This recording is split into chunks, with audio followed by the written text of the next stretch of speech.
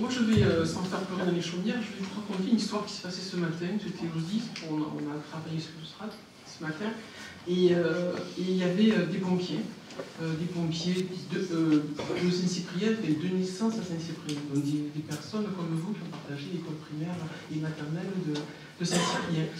Et on a parlé bien sûr du conseil municipal de ce soir, et on a parlé de cette force de recommandation. Et un des pompiers, je ne dirai pas son nom, m'a dit, mais tu sais, moi je n'ai pas pu continuer à habiter Saint-Cyprien, j'habite sur une commune limitrophe. Et je me suis rendu compte qu'en habitant où j'habite, il y avait plein de gens de Saint-Cyprien. Ma fille n'a pas pu acheter sur Saint-Cyprien et elle est partie habiter à Tézin.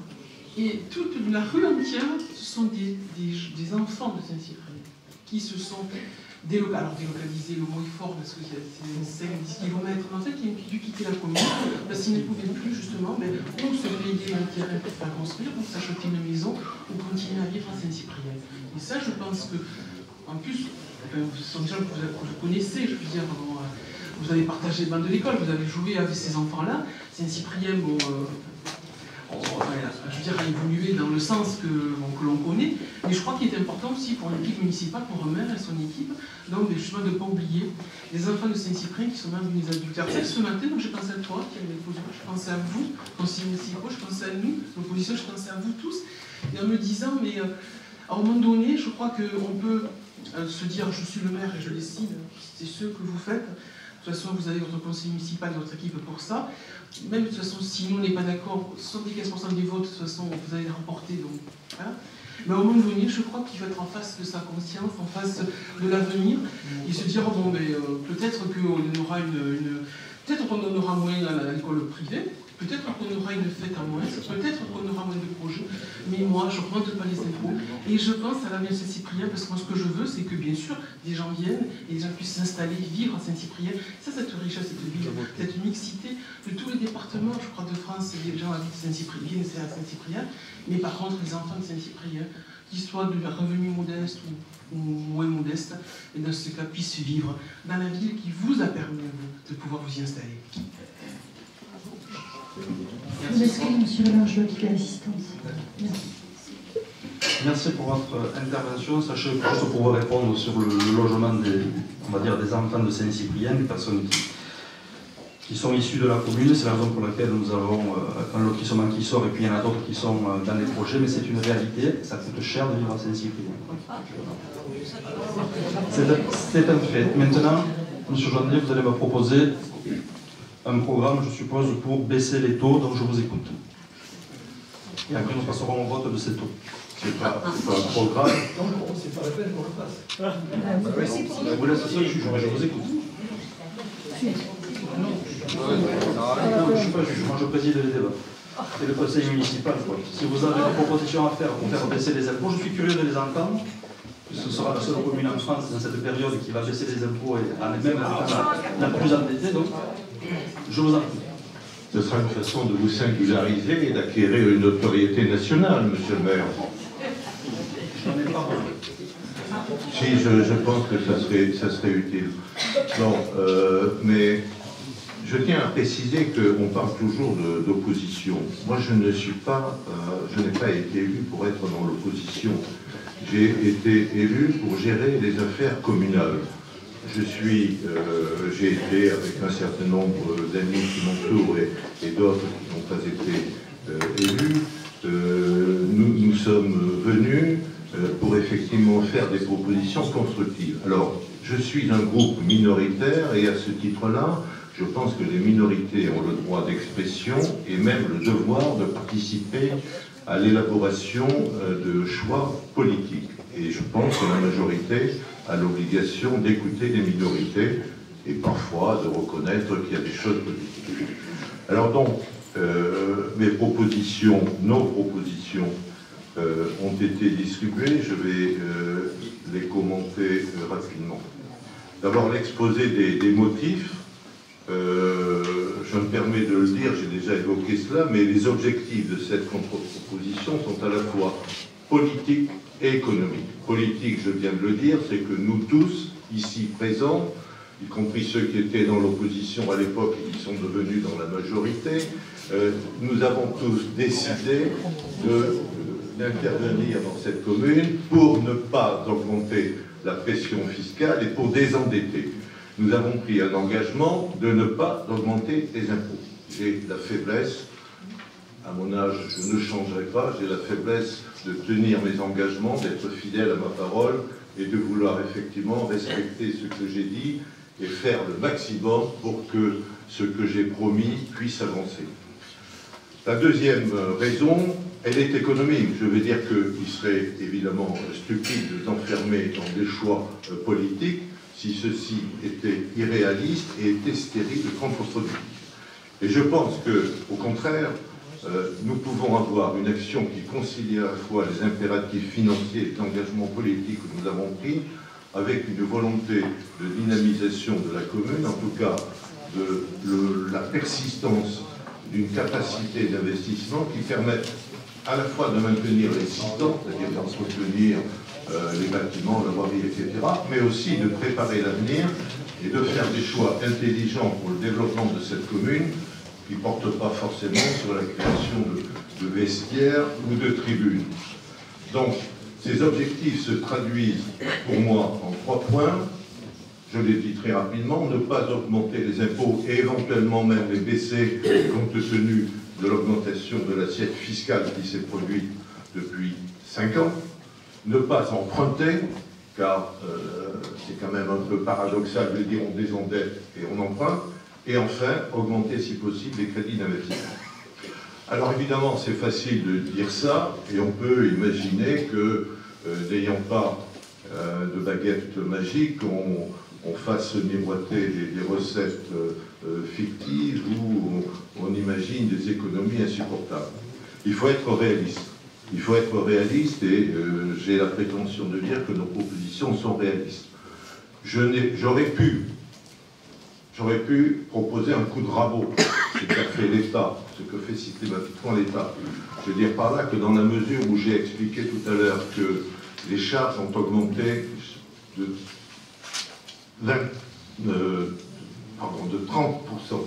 et les personnels ont augmenté de 20%, j'aurais pu dire, on passe un coup de rabot sur l'ensemble de ce chapitre, on réduit de 10 points, et puis on se débrouille après pour répartir les baisses. Non, je me suis efforcé parce que je n'ai pas, je fais œuvre de modestie, je n'ai pas la connaissance précise des conditions de fonctionnement, du détail des dépenses et du détail des charges, donc je ne prétends pas pouvoir dire que sur telle ligne il faut réduire de ceci, que sur telle ligne il faut réduire de cela. Je m'attache simplement à des points sur lesquels je peux justifier à la fois les économies et les recettes nouvelles. Mes propositions portent globalement sur un volume de 3 450 000 €, c'est-à-dire 10% du budget. C'est une coïncidence, je ne suis pas parti d'un a priori en disant il faut que ce soit 10%, c'est le résultat. En réduction de dépenses, je suis très modéré, et donc vous ne m'accuserez pas de sabrer dans le vif de façon aveugle, de priver les personnels de leurs moyens, de leurs vêtements de travail, de leurs véhicules, de leurs indemnités. Je propose simplement sur le budget de fonctionnement des réductions très modérées et sans aucune incidence sur la dynamique de la vie communale. Sur 3 postes. Le poste électricité. Il est facile de gagner tout simplement 30 000 €. Il suffit de maintenir le budget de 2016 au niveau de celui de 2015. C'est d'autant plus facile qu'on nous a dit dans le DOP que par l'effet de la mutualisation, on avait économisé 100 000 €. Alors, d'un côté, on nous dit on économise 100 000 €, et de l'autre, on n'en tire aucun. Donc, 30 000 € c'est possible. Sur les réceptions, et je n'accuse pas les élus d'aller se gouverger à l'Allemandin ou de faire des frais de libation extraordinaires. Je ne l'ai jamais dit. Je ne l'ai jamais dit, je ne l'ai jamais écrit. Je constate simplement, et je crois qu'effectivement, il y a par rapport à la municipalité précédente eu un changement d'échelle. Je constate simplement que les crédits de réception qui étaient inscrits n'ont pas été consommés en 2015. Très bien. Et alors donc, maintenons les crédits de 2016 au niveau de 2015, ce qui permet de gagner 20 000 €. Je n'ai pas le sentiment qu'il y a eu effectivement une sinistrose en 2015. Il faut donc rester au niveau antérieur. Troisième poste, les indemnités des élus. Les indemnités des élus, bon, c'est un peu la tarte à la crème, mais la crème n'a pas tourné. Je pense que le moment serait quand même symboliquement bien choisi de dire, au lieu d'augmenter les impôts de 7%, plus les 3% des départements, plus l'augmentation qu'on va avoir à Sud-Roussillon, de dire, nous faisons un effort et nous revenons au niveau d'indemnité normale, qui est le niveau forfaitaire applicable dans toutes les communes. Le supplément pour chef-lieu de canton étant tout à fait obsolète puisqu'on n'est plus chef-lieu de canton, et du reste, les fonctions de chef-lieu de canton n'avaient créé aucune charge particulière. Et je suis persuadé que les adjoints que nous avons là continueront à manifester le même dévouement, la même compétence et à consacrer le même temps et la même efficacité au travail communal si effectivement ils reviennent à un niveau normal. Alors on aurait pu réduire de 65 000 €, mais tenant compte du fait qu'il y a déjà 2 mois, c'est peut-être 3 mois de passé, donc on n'est pas à l'année pleine, je propose simplement de réduire de 50 000 €, ce qui fait au total 30, 20, 50, ce qui fait 100 000 €. La deuxième économie plus importante que je propose, elle est sur le budget d'investissement, c'est purement et simplement la suppression des achats de rodateurs qui ont été prévus pour le stationnement payant, 250 000 €. Bon, je propose effectivement cette suppression-là. J'ai cru comprendre, en assistant à la réunion publique la semaine dernière, que ce projet, je ne porte pas de jugement, je ne sais pas s'il est bon, s'il n'est pas bon. Je n'ai pas compris exactement sa finalité, sauf que, comme ça faisait suite à un exposé financier sur le drame des finances locales, on a eu le sentiment que c'était effectivement une de ces recettes accessoires et accidentelles que l'on met en œuvre pour trouver un peu d'argent. Je pense que le problème de la circulation se pose en des termes plus généraux pour à la fois la commodité des riverains, des commerçants, des usagers, pour effectivement la qualité des touristes et pour effectivement la vie de la station. Donc je pense que ce projet aujourd'hui n'est pas mûr. S'il doit rapporter de l'argent, je constate qu'il coûte 250 000 € et il n'y a aucune recette à la clé. Donc c'est effectivement une dépense qui aujourd'hui est à tout le moins prématurée et malvenue. 350 000 € de réduction de dépenses, vous voyez que ça n'est pas beaucoup privé la commune de moyens, et en revanche, on peut dégager, et sans aucune difficulté, des recettes de 3 100 000 €. Alors vous allez dire, c'est miraculeux, je suis le génie de la finance, bon, je prétends pas cela, parce que je me contente simplement de prendre des chiffres qui sont à la portée de tout le monde. Alors ça ne va pas faire plaisir au directeur du port qui est là derrière, mais je pense que on peut trouver sur les recettes du port l'augmentation substantielle du loyer versé à la commune. Le résultat 2015 du port, dont on va parler, a dégagé un excédent de fonctionnement de 345 000 € et un excédent d'investissement de 439 000 €. Je vous laisse faire l'addition, on n'est pas loin de 800 000 € d'excédent. Un excédent de 2015 qui succède à un excédent de 2014, qui succédait à un excédent, etc. C'est-à-dire que tous les ans, on reporte des crédits, ce qui signifie que soit on n'est pas capable de les utiliser, soit on n'en a pas besoin. Donc, ce sont en tout cas des crédits qui ont dormi pendant toute l'année, qui ont dormi dans les caisses du Trésor public, mais qui ont été prélevés dans la poche du contribuable. Donc je propose que, au lieu de reporter ces doubles excédents, on majore le loyer versé par le port à la commune de 300 000 €. Je rappelle d'ailleurs, puisqu'on n'hésite pas à faire de l'histoire dans ce conseil municipal, qu'en 2007 ou 2008, je ne sais plus, quand effectivement le maire de l'époque avait été tarabusté par la Chambre régionale des comptes, par le préfet et par le trésorier brigadier général, il avait dit « Ah, je vais trouver de l'argent », et il avait effectivement trouvé de l'argent sur le port. Alors je ne dis pas que le port est la vache à lait, c'est pas ça. Je dis simplement que là, on a des excédents, et que quand on a des excédents d'un côté que l'on reporte tous les ans, il faut quand même être un peu raisonnable et pas dire ben, on va financer les excédents par un impôt majoré que l'on va faire payer par les contribuables. Deuxième recette possible, là ça demande un peu plus d'effort de gestion, c'est sur le camping du Bosc. Alors, je l'ai déjà dit, mais je le répète parce qu'apparemment on n'en a pas tiré les conséquences. Quand en 2010, le maire a décidé de vendre le camping d'Alfourty, il a déclaré ici même, de toute façon les campings, on ne peut pas en tirer plus de 100 000 € par an.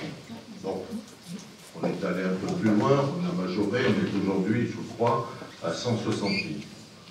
Mais je constate que le camping d'Alfourty, dont on ne tirait que 100 000 €, avec une gestion plus dynamique et professionnelle, c'est vrai, avec des investissements, c'est vrai, mais des investissements qui sont auto-rentabilisés, ce camping dégage un bénéfice après impôt de 460 000 € et peut se verser un loyer de 750 000 €. Alors, c'est quand même extraordinaire. 750 000 plus 450 000, et nous, on est toujours au niveau de 160 000. Alors, c'est vrai que ça suppose là aussi une petite révolution économique. Alors, c'est vrai qu'on a changé un directeur du camping pour des raisons que je ne connais pas. Peut-être que le nouveau, qui était plus qualifié en matière de communication, d'après ce que je crois, n'a pas non plus les expertises de management qui permettent de dynamiser le camping. Mais alors qu'à cela ne tienne, confiez-le à M. Ambroise ou à un professionnel, je pense qu'il saura très vite dégager une recette substantielle. Donc, avant de demander aux contribuables de payer, il faut faire la preuve que l'on est capable de gérer. Un camping, ça génère des résultats. Tous les investisseurs veulent acheter un camping, il n'y a que la commune qui est infoutue de dégager des bénéfices. Troisième recette que je propose d'augmenter, ce sont des cessions foncières.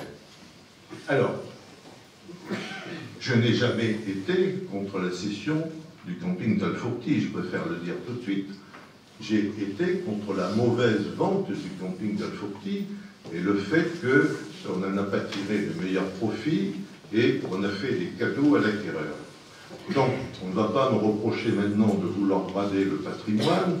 Je dis simplement qu'il faut faire des aliénations qui d'ailleurs étaient projetées par la commune et qu'on n'a pas été foutu de faire. Le terrain de l'excave coopérative. Alors, je vais rectifier un certain nombre d'erreurs, pour ne pas dire de mensonges, disons-le franchement.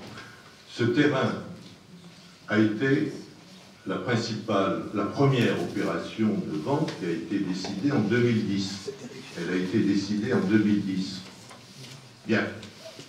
Je précise tout de suite que je n'ai pas attaqué la délibération décidant de la vente de ce terrain en 2010. Il faut dire que ce terrain, la commune a décidé de le vendre, mais elle n'a pas su faire. Les deux notaires, celui de la commune et celui de l'acquéreur, ont dit « c'est pas possible. Les décisions que vous avez prises sont inapplicables. On ne peut pas passer un acte conformément aux délibérations que vous avez prises. » On prévoyait dans cet acte une donation. Enfin, je ne sais pas si c'était encore là. En souvenir des comportements de la municipalité précédente, on prévoyait qu'une entreprise pouvait faire une donation à la commune. Bon. Et donc, on n'a pas vendu en 2010, on a repris une délibération en 2011, un an plus tard. Cette délibération qui apportait des éléments nouveaux et discutables, je l'ai effectivement attaquée parce qu'elle était attaquable. Bon, j'ai été débouté, je le reconnais, parce que le contentieux, le tribunal a dit, vous auriez dû attaquer la délibération de 2010. Bon, je n'avais pas attaqué, c'est 2010. Moyennant quoi, la commune a donné un permis de construire à Bâti-Soleil. En 2012, il y a eu un permis de construire.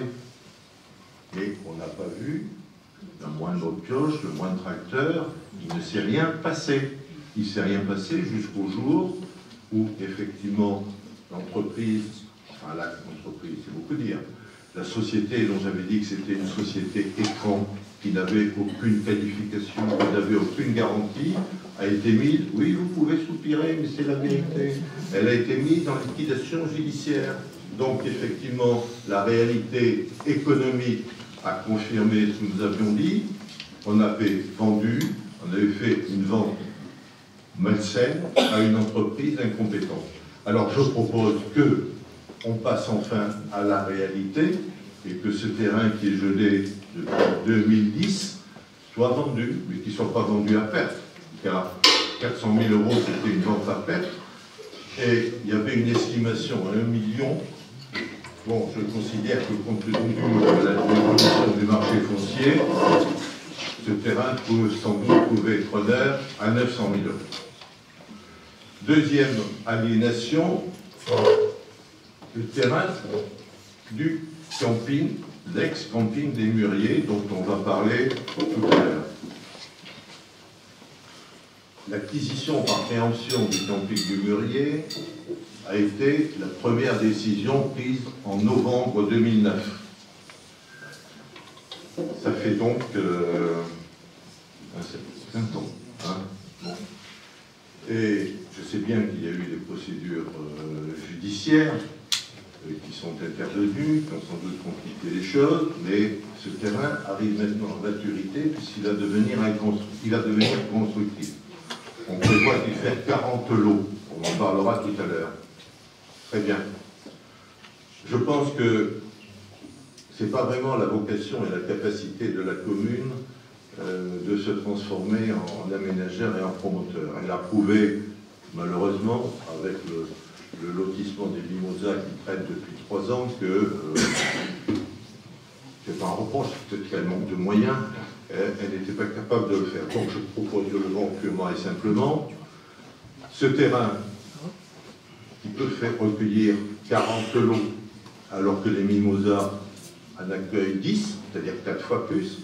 Le terrain des Mimosas a été estimé à 682 000 € dans le plan que nous avons adopté.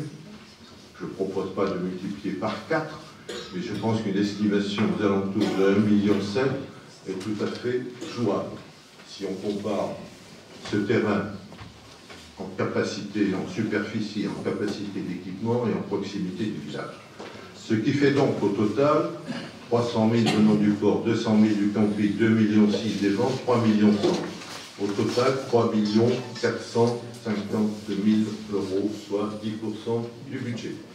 Je répète, ce sont des opérations qui sont réalisables, qui correspondent tout à fait à la capacité, même à la volonté de la mairie, d'aménager ces 2 terrains de la cave coopérative et des Mûriers. Alors, donc, quelle est l'affectation de ces sommes-là?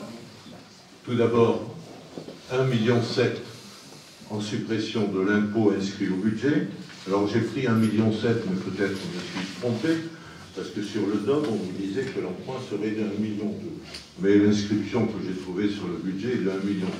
Mais peut-être qu'il y a-t-il des mouvements qui m'échappent, et c'est là qu'une réunion de la commission des finances serait utile, car ça permettrait de préciser les choses. Mais qui peut le plus ou le moins, si on met 1,1 million pour supprimer l'emprunt, on est tranquille. 1,1 million de produits fiscaux en moins par rapport au projet de budget, ce qui permet, comme je vous l'ai dit, une baisse des taux d'imposition de 2,2 par rapport à 2015, au lieu d'une majoration de 7. Et il reste une somme de 600 000 €, 600 000 € que je propose de mettre en réserve, afin soit, s'il y a des délais de vente qui ne permettent pas de mobiliser rapidement l'encaissement, effectivement d'amortir le temps, soit si le produit de la vente n'est pas conforme aux espérances, ou alors, effectivement, de pouvoir l'investir ensuite sur des projets plus rentables. Donc les taux que je propose sont les suivants. Pour la taxe d'habitation, 16%, au lieu de aujourd'hui 16,38, et au lieu de ce qui est proposé dans le budget, 17,53. Pour le foncier bâti, 21,4 au lieu de 21,89 en 2015 et de 23,42 proposé par le maire.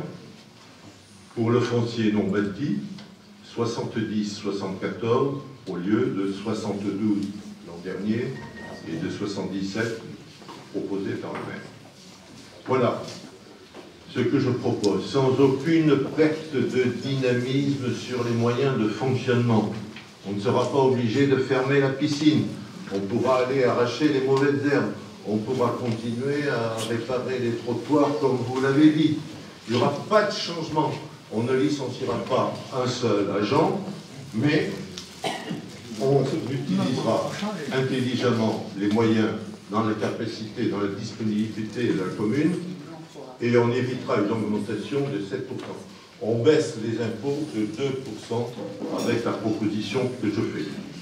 Cela mérite peut-être quelques réflexions, plus qu'un veto absolu du maire qui s'enferme dans les choix faits, paraît-il, avec son équipe.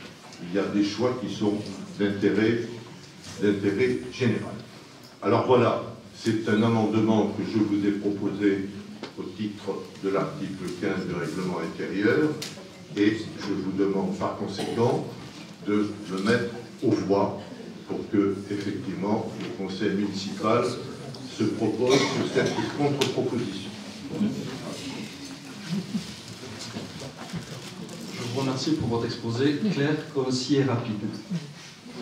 Y a-t-il des observations sur ces propositions? Non. Alors avant de le mettre effectivement en vote... Ça veut dire qu'elles sont approuvées, puisque généralement ici, le silence vaut acquiescement. Je ne vous ai jamais interrompu, monsieur Jean-André.